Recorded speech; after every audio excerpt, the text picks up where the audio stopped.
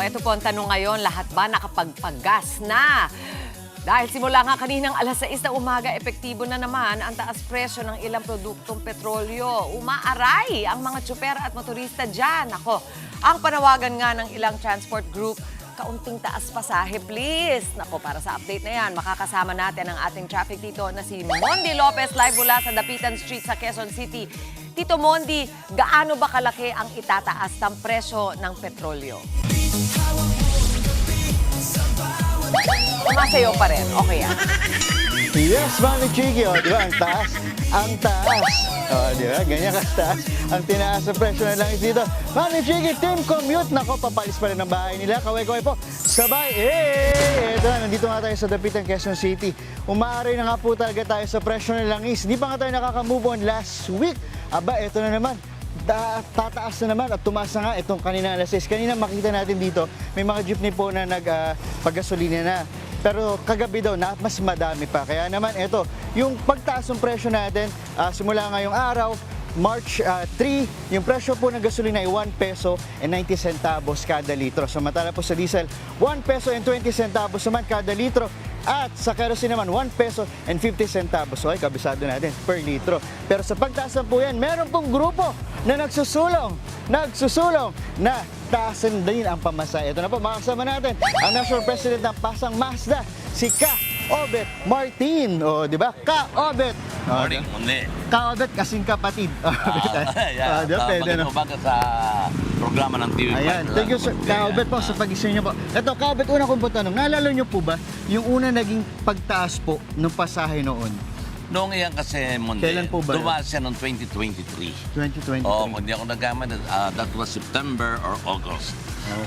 Kami ang petitioner niya, nag-file kami ng 5 peso increase ng Alto dapat ang Pasang Mazda. I see. Ngayon, mahabang proseso na approve kami ng 2 piso. Isang piso. permanent na piso at isang provisional na 1 peso. Okay, Ka Obet, magkano po yung presyo ng diesel gasoline po na Nako, kung hindi ako nagkakamali, Mondi, nasa 50 plus ang presyo nun. 50 plus ngayon po, At parang mayroong mga, napakabigat na sa amin. ngayon may mga 58 pesos na po. No? Yan. Sa puntong ito, sir, magkano po ang hinili niyo pong taas pasahe? Well, binuhay din namin yung petition namin na yan. Yes, At for the past year, last year pa, amin pa rin ni-request Na- sa LTFRB, DOTR, kay Secretary Giovanni Lopez. Magkano, sir, po ang hiningi niyo po na ngayon? piso lang. Piso ulit Provisional na taas increase pasahe, na okay. pansamantala lang. Pansamantala. Samantalang mataas ang presyo ng diesel.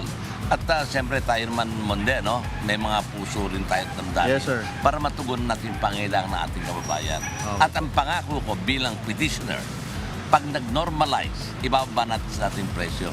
Pero Bilis. hindi nag-normal eh. Eto, Ka Obet, Pataas ng pataas eh.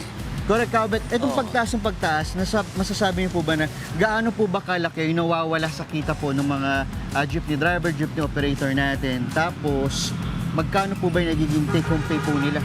Well, sa ngayon, ang Average nawawala po. sa ating mga jeepney driver, kung 30 liters sa 9 pesos na o 10 pesos, nasa 300 pesos na. Malaki-laki rin po, Malaki na yan.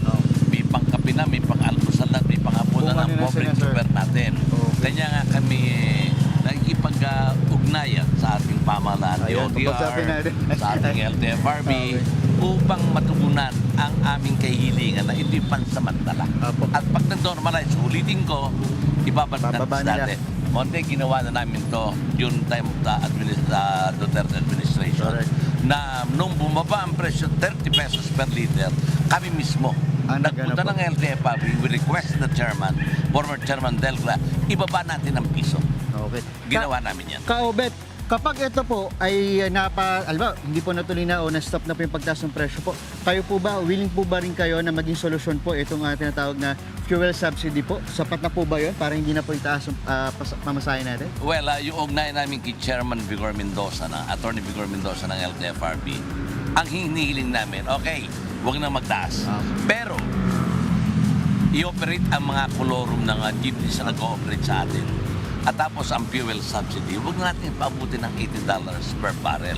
Kasi nakabatas yan, Mondi eh. Paano gagawin natin? Kailangan na namin ngayon. At yung kolorum naman, sabi ko, yan ay almost 30% na kinikita ng ating driver at operator na nawawalan kami. Yan lang, kung mabibigyan ng solusyon. Wala na po, kahit yung fuel subsidies, okay na po. Fuel subsidy plus operation ng kolorom, okay na kami dyan. Okay po. Eto po, ano pong gusto yung gawin ng pamahalaan? Ngayon, itong tuloy-tuloy yung pagtaas ng presyo po ng ating produktong petrolyo. Well, kagaya nga, nagkaroon ng announcement ang ating Pangulong PBBM na hindi pa napapanahon para magtaas ng presyo. Ginagalang namin ang utos ng ating Pangulo. Subalit, ang kahilingan ko noon sa ating Pangulo, ano naman po, mahal na Pangulo, ang maitutulong niya sa hanay namin na nahihirapan na kami ngayon sa sobrang taas.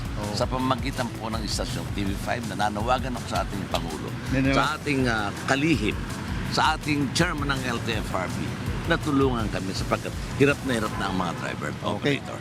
Ka-Obet, kayo ba may plano po kayo magano po ng protesta kapag sakaling tuloy-tuloy pa rin po? Alam mo, Mondi at TV5, Ibalong niyo po sa akin. Wala.